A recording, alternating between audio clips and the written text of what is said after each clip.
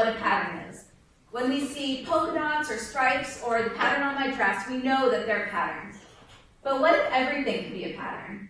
That's what I sought to do. I sought to look at pattern theory, which is a form of mathematics that seeks to broaden the definition of a pattern so that anything can conceivably be considered a pattern. And it does so by creating a basic model of what a pattern could be. And today, I'm going to use pattern theory to prove to you that we can use the same model to represent that sentence and that potato.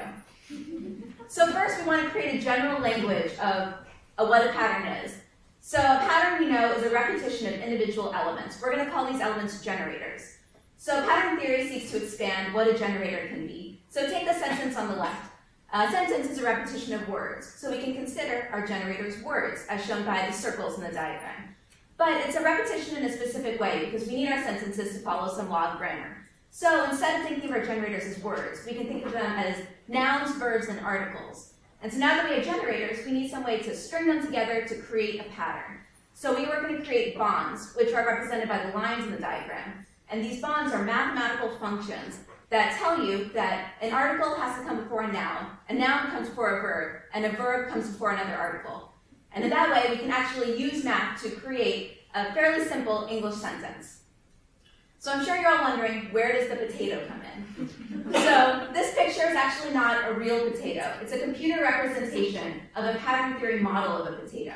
So in this case, our generator can be considered each individual pixel and the color of that pixel, which are all different shades of brown. And our bonds can be which colored pixel is next to which other colored pixel. And if you put all of these pixels together and all of these bonds and generators together, you can actually create a pretty real-looking potato using just math.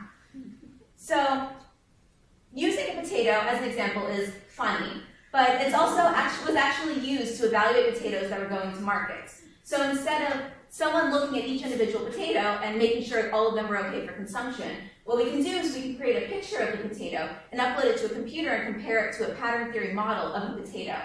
And so for the second picture in that diagram, you can see that this potato has a green spot.